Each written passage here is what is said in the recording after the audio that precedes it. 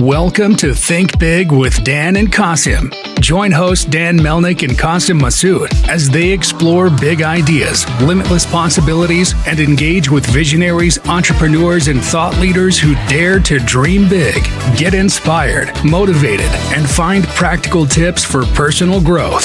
Think big, dream bigger, and ignite your potential. Alrighty, welcome back, everybody. Our guest today, Caleb Majors. Caleb, welcome on. Can you please tell us where you are in the world and what you do for a living? Yeah, I'm a 22-year-old entrepreneur based out of Chicago suburbs, Plainfield, Naperville area. I lived here my entire life, and like I said, entrepreneur, 22 years old, started a company with my brother a couple years ago. I know we'll get kind of into that, but yeah, that's who I am. Cool, man. So tell us a little bit about your background. I mean, obviously a very young entrepreneur. What kind of got you interested in wanting to run your own brand, and specifically kind of walk us up to the advent of Brothers Nuts? I love it. So it really starts back 2010. So me and my brother started the company Brothers Nuts. 2010, our father diagnosed stage 4 brain cancer, given about 7 weeks to live. And in that process, right, that 7 weeks turned to 7 years actually. And during those 7 years, our mom was making, we call her our CFO, Chief Flavor Officer. Nice. Right. During those 7 years, our dad needed a snack that was healthy, but he wanted to enjoy what he was eating. And it was almost impossible to find. Anything that was really healthy for you did not taste good. And then anything that tasted good was not healthy for you. And so our mom, just in the kitchen at the house, started making these snacks for him because that was the hardest thing to find for him.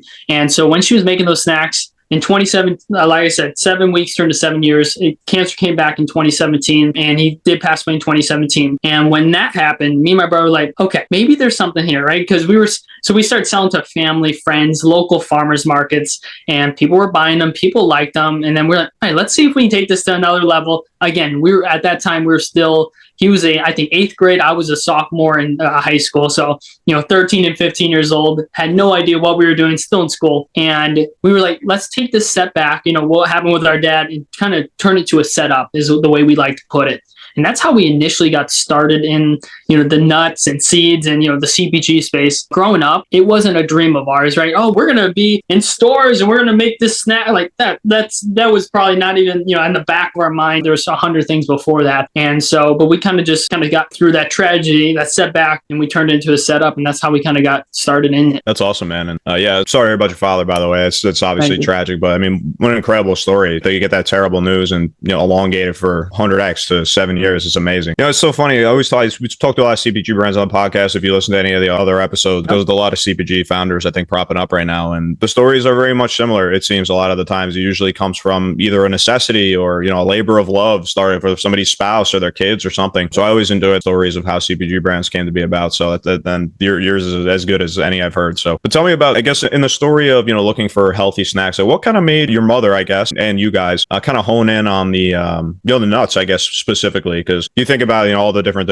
directions you could go with, healthy things, whether it's plant-based or whether it's like, fat-free, soy-free, whatever you want to do. What was the ultimate kind of process and decision like that, made you go down that path rather than maybe, any other? It was really, as everyone knows, potato chips, not the healthiest for you. Now, of course, there's healthier kinds, flavors, brands out there now. But back in 2017, one of the healthiest things, and still is today, is nuts, seeds, almonds, walnuts, pecans, pumpkin seeds, you name it.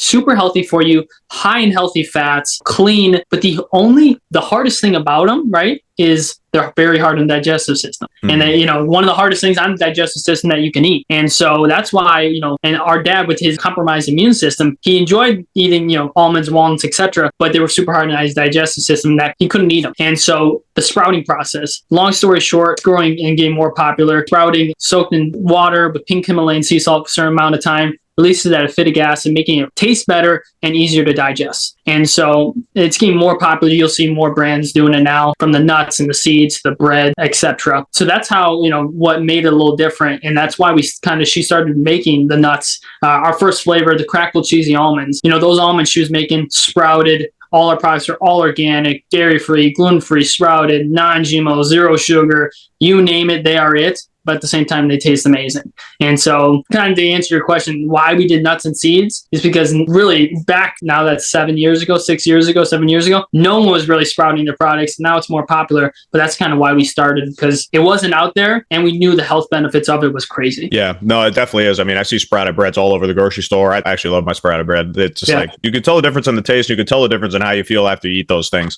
especially with bread. Because typically you eat a lot of just like Wonder White bread. I mean, you ain't going to feel too good. You know what I mean? So, nope, not at all. So I guess like, how did you come across this idea of sprouting? I mean, at the time you did it, it was not very popular at all. It was certainly not common sentiment or anything like that. So did you just kind of figure this out through your own research? Did you hear it from somebody else? Where did that idea kind of like originally insert itself with you guys? It was so our father, our dad, he was a chiropractor. Chiropractor had 4 or 5 different, chiropractor offices all around the Chicagoland area, spoke in front of tens of thousands of people. And so, he did research.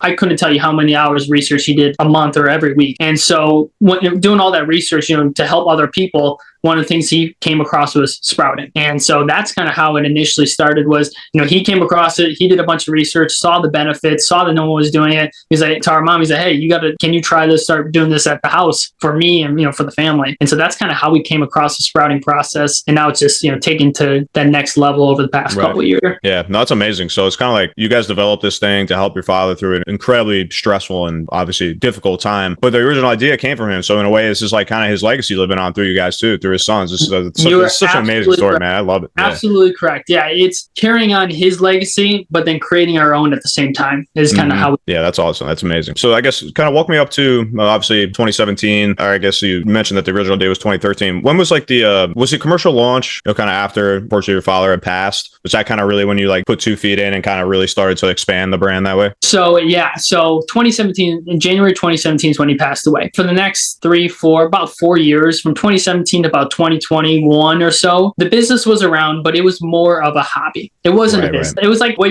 our sisters do in the summer, a lemonade stand. It was a glorified lemonade stand. That is all it was. Right. And you were still in high school at the time, right? Still in high school. Yeah, my brother was middle school / high school then, and we didn't know what we were doing. It was all it was a hobby. When we had time, we'd work on it. Oh, we should do this. Let's do this. So, just throwing things out there. Friends, family, farmers markets. That's pretty much it. And so that was from 2017 to about 2021. And then when 2021 hit, I was in my so I graduated from Indiana University back in 2023. And so I knew I had about a year or so left of school. My brother was just finishing up high school, and then it was all online as well, pretty much at the time. So we had more time. And so we're like, okay, let's take this more seriously. And so that was about 2021 is when 2022, actually January, February 2022. And so we were like, let's take this more seriously. And so we started taking it more seriously. And instead of just selling to family and friends, we started to reach out to people that had no idea who we were and seeing if, we knew people that loved us would buy it, but we didn't know if strangers would buy it. And that's the biggest thing. If you're on a shelf at a store or wherever, will a stranger that has no idea who we are or our product at all buy the product? And so we did some ads just to test smaller local stores here and there to see, and people bought it. And so that's where we were like, okay, let's take this to the next level. And so that's over the past 2022, really 2023, and then 2024 here is really when we're taking it to the next level and growing. That's awesome. So when you think about, how you've grown since 21 kind of rolling into 2022, I know you said, what kind of channels you've been utilizing for really, like, where are you finding the most growth? Do you do a lot of D2C through the website mostly? Are you kind of expanding more into the wholesale and retail side of the business? Well, where are you finding the most growth as you're kind of in your second big launch here? Yeah. So initially, for the first couple of years, it was just our website, really.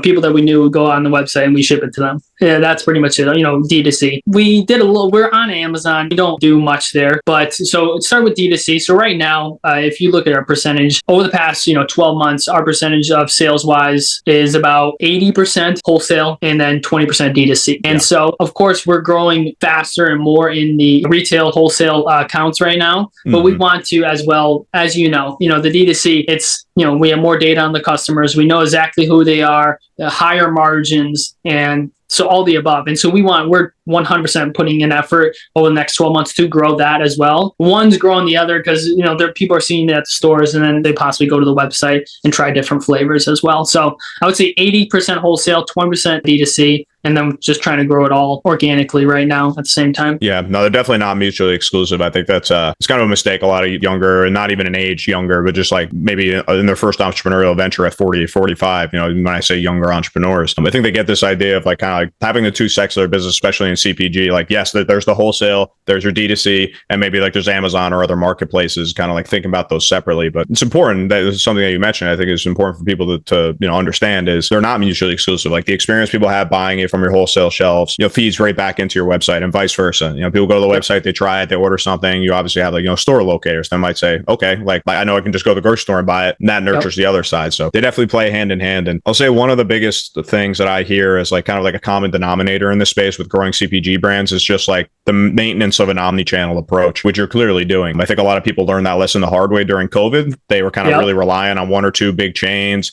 and they just said, well, nobody's coming, nobody's allowed to go out. Yeah, you got to come off the shelves. Only like the biggest and like most like industrial players were able to maintain, or even if they allowed you to maintain maybe on the store just online, it's obviously not the same as being on the shelves of Walmart or your Targets or your Whole Foods. So yeah, I think you're definitely taking the right approach. And do you do any Amazon as well? You want any other kind of marketplaces, or for right now you're just doing the D2C and the wholesale? I would say D2C is probably like 18%, then 80% wholesale, then 2%, 3% from like Amazon, but nothing much from there right now. We're again, one of the goals for here 2024 is take a deeper look, bring in some experts, people that know that space more than we do, and give it a shot to see if it worked. Like we initially did a couple of years ago with Facebook ads to see if strangers would buy the products, kind of testing that same thing to see what that looks like on Amazon. No, that's an important step too. That's one of the beauties of like brand kind of as young as yours with doing D2C, is like getting all that direct feedback and people writing in and being able to interact with them that way. You can't match that. But it can be difficult though. I know is like lower ticket items, like a lot of CPG things are like, even like bottled drinks is, it's tough because especially when it needs to be refrigerated. I don't know if your stuff has to be refrigerated or frozen or anything. It doesn't seem like it would be. Thank goodness it doesn't. Thank goodness it doesn't, because even more limited space in those stores, which makes it even tougher. Limited space. Well, also, you just think about shipping. I mean, you could just basically double your cost if you need refrigeration or especially freezing. It's like, forget about it. Forget it. Yeah. We were actually, quick side story. We're testing a new flavor right now. We went through some R&D. We got some of our first samples back. We liked them. And then we were thinking like, because all of ours, they don't have to be refrigerated, but these ones, they were more of a chocolate covered sunflower seed and cacao. And we were thinking like during the summer, this is not going to work, for the shipping. We're going to put some, the cool bag. We're like, we're not going to do this. So, pivoting a little bit to change it, but just stuff that you go through as a, CPG entrepreneur that you don't even think of. And then things happen. Yeah. Well, it's probably a good catch on the front end rather than learning that the hard way. So that's why it's good to do some R&D to really sit down and think about it before you launch something. Even though it might be the best idea, it might be the most asked for thing, but logistically, if it's not going to work, exactly. So tell me, like, I know you're kind of looking to grow your D2C side just for, a little diversification. Obviously, you get your better margins, you get better customer interaction and feedback doing it that way. So what's your kind of plan for, growing that channel? Like, kind of marketing tools you're utilizing now between social media, any like paid ads you're running? But what are you looking to ramp up on that side of things to, help the growth on that side? A little bit of it all, right? Of course, we're putting a social strategy together right now to just be every single, multiple posts on all, multiple platforms every single day throughout the year, just to be in front of our customers, right? To be in front of the customers, be top of mind whenever they're on social, whenever they're looking for a snack to buy, something healthy, right? And so putting that social plan together on the more organic side. And then I bet you here in the next, summertime, May, June, July here, we'll start incorporating some paid advertising as well to just test. Cause, back when we did it, it was good. Then, some changes with software, iOS, as it went down a little bit. And so just testing that to see where it's at right now and see, as we're a smaller business, we're not a huge business. And, I like the analogy of these big businesses, when they go fishing, they have a grenade, they throw it in the pond, and then all the fish come out.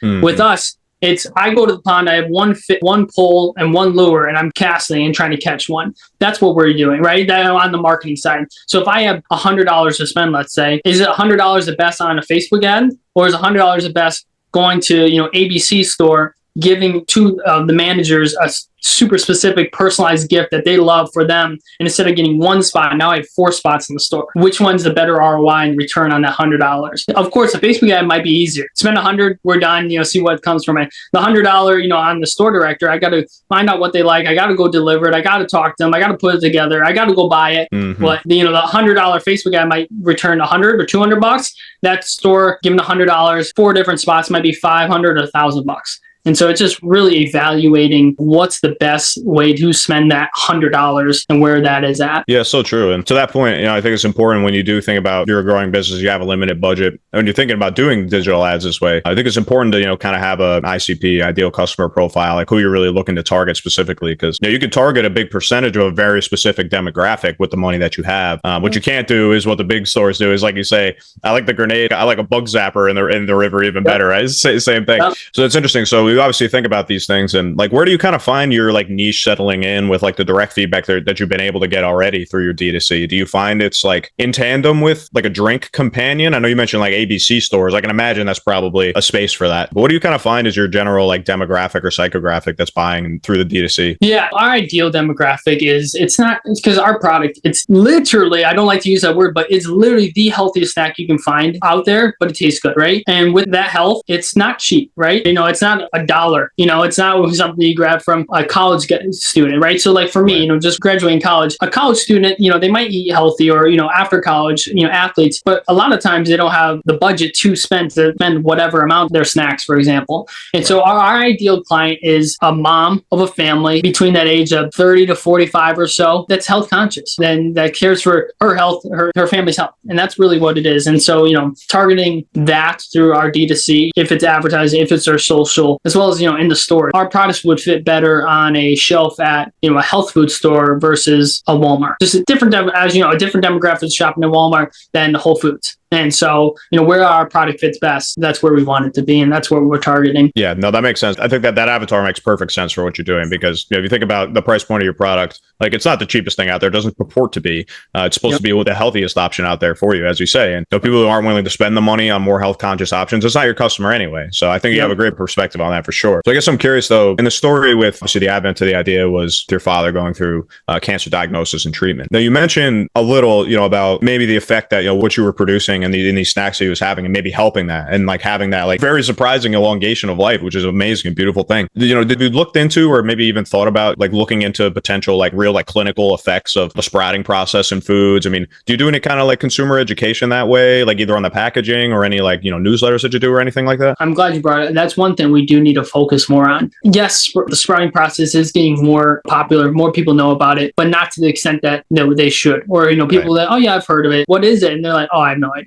I'm like, okay. That's where I am. Like I see, I know it's healthier, so I try it. I'm like, okay, it's better and I like it, so I'll keep with it. But yeah, no, for sure. And so like on that education part, one of the things, so right now we're switching packaging on our bags, going from more of a sticker, hand processed label and our team doing it to, just pre-printed, make it a little bit easier, drive costs down, as well as more space on the bag. And so one of the things we did add, which will be launched, I think the bag's coming here in the next month or so, is on the back, a little sprouting like graphic we add because we had more space on it. And so just a little graphic sentence or two kind of on that sprouting process. And I'll have to let you know, I'll get back to you here in a couple months to see. But then, of course, we always love to educate, when we're in stores. If I'm sampling, or someone from our team sampling, in stores, we love, they know about the sprouting process and trying to educate the consumer or the customer sampling or buying what the sprouting process is in general. Yeah, no, that's awesome, man. It's one of those things I feel becoming very trendy. And like a lot of people really, they know the term and they know maybe even to like a small degree what it is. I feel like people would be like proud to like be filled in on that, to be able to like speak to it. Because everybody brings it up like, yeah, no sprouted foods. Because I can be like you, like, okay, what is it? You could like actually be out there informing people. So no, I think that's a good move. And it's definitely not something that's spoken about enough. I think it's just like another, like, unfortunately, this just like falls into like an umbrella of blanket terms that people like perceive or not perceive because it is healthier, but just like attribute to like a healthy option or a health conscious option without knowing what it is. Like so many other things, like the sustainable tag is like, I don't really know what that means, but I like it when it's on a package kind of thing. So I think that's important. Yeah. And and even further than that, I mean, think about doing an email campaign. I'm sure you have a decent email list by now. It's going to continue to grow, doing newsletters that way. I'm always shocked, whenever I run email campaigns with people that I work with, and it's like, I can almost hardly believe like the amount of response rates and like interaction that people get, like in like kind of cold emails, even, people that you haven't like reached out to in maybe even over a year. Folks seem to be still as receptive to email as ever before. It's like the greatest, cheapest, way to directly interact with your customers. I mean, you can get a MailChimp for $20 or something. $20. Yeah, that's exactly, and like you said, and you're directly impacting, right? And especially if you're giving, instead of just send them an email about a sale you're having, sending them, a couple paragraphs and graphics on, the importance of sprouting, whatever, whoever's listening, the company does, super important. You're giving them free education, free information so they can, live a healthier lifestyle. So yeah, absolutely. Email is the best. People, we're on the same page, it sounds like. I love using, our email campaigns. It's some of the greatest ROI we see when we do one, and pretty cheap when you do it. Yeah, no, it's very cheap, and it's very easy to also, especially with D2C customers, because like you get all the, the extra data from them too. Like, especially when you're running ads, so like, what ad they click on, what platform they come from. You see like the thing, all this kind of information, you can really like specify it to specific groups of your email list too, to make it really personal. That can get very expensive doing ads. To make a different ad for every demographic that you want to target and like run ads to change it, to like develop another ad for each individual thing can be difficult. But developing an email, that's not to say it takes time, but it doesn't cost the money as much. So yeah, I think people forget that sometimes with all these like really savvy ways to advertise and boost posts on social media and all this stuff, which is all fantastic, and it can perform really well if you do it the right way. But don't forget about your emails. That's for sure. Yep. Don't forget. It's a little hidden gem. I totally agree. Totally. Yeah, it's funny. It's a hidden gem. It's like the gem for how many years, right? No, that's awesome, man. So one question I always like to ask everybody that comes to the pod, Caleb, obviously it's been kind of a longer roadmap since 2017 to your launch almost 5 years later, which is a not uncommon story in CPG. I don't know how you feel about, that 5-year process, but believe me, I've heard longer. That's probably pretty on par. And I think it's a good timeline for that kind of product development. So, but tell me, in all your time doing this, you've been doing it for a long time, you're having some success now, everything you learned up to this point, if you can go back to 2017, I know you're still in high school. There's probably a million things, but if you could give yourself one piece of advice, business, personal, relative to a brand, what do you think that piece of advice would be? Great question. Personal, I would say one of my favorite quotes is hard work beats talent when talent fails to work hard. One of my favorite quotes, and that applies to every area. And so, we apply that into the business. And then I would say just starting. That was the biggest thing in the business because, we could have made up a million excuses on why, again, it wasn't really a company. It was more of a hobby in 2017, but we literally started, you should see our bags that we started with. It was literally a little plastic. It wasn't a Ziploc, but it was like a Ziploc with like a staple and like a little sticker you printed from the printer at the house. That's all it was. And we didn't have insurance. We didn't have expiration dates. They weren't heat sealed, all the above. We didn't care. We just started. And so I would say that's one of the biggest takeaways. It's just start. Instead of like the new bags we're getting here in the next 4 weeks. So the process was a while, but we could have kept pushing it off and waiting. And so, let's get a sample of this and get a sample of this and then try this and see. We're like, all right, we're growing, we're expanding. We need new bags to keep up with the stores and the orders that are coming in. We're doing this. It's not perfect. We can make changes here in the next run, but we're going to take action right now and actually start. And so that's one of the biggest things I would say to any entrepreneur, CPG space, in any space is start. That's it. Yeah. No, it's so important. And this is the reason why I love doing this podcast and the community that we're kind of carving out with it. Because I would say most podcasts are more, kind of consumer forward, even if you're interviewing CEOs and growing brands and, founders of brands and stuff. I feel like our community with this podcast is a lot of other entrepreneurs listening and folks that maybe or want to become entrepreneurs and they want to listen to really like kind of early stage brands and their founders. I think it's the most important thing. If you listen to all the podcasts I've done in the past 3 weeks, it's been a lot of CPG. The stories are very similar to yours. Just say we started doing it in our kitchen. We gave it to our friends and family and the farmers markets. And yeah, like we probably got a little more harsh criticism when we started going to like strangers we didn't know, but that's all a part of the process. You got to start small, just get it out there, get the feedback, get the motions going with how this is going to look. Because you can imagine it on a big scale when you do it on a small scale. And that really will help you grow when the time comes. I think that's really good advice for anybody listening. We knew, that setback, we could have waited. We're just starting because we really, if you look at my kick the fake food to the curb, one of our, our slogans and our kind of our mission, kick the fake food to the curb, evolve the way people are snacking. And so we wanted to start now, we want to start making that impact now. And so that's exactly why we started. That's awesome, man. I love that. I just want to give you an opportunity, Caleb, real quick before we get off here to plug the site, let people know your socials. They're interested in keeping in touch with you and the company, and let everybody know they can stay in touch with you guys. Yeah. Company-wise, Brothers, BROTHERS, Nuts, everywhere, LinkedIn, online, Facebook, Instagram, you name it. And then me personally, LinkedIn, just Caleb Majors on LinkedIn or Instagram, wherever you can find me. Yeah. Thanks for having me on. I'm glad I could share a little knowledge and just some of the experience in our story, what we went through so far. Yes, sir. Thank you. I really appreciate it. I wish you best of luck and continued success, my friend. Thanks, Matt. Thanks, Caleb.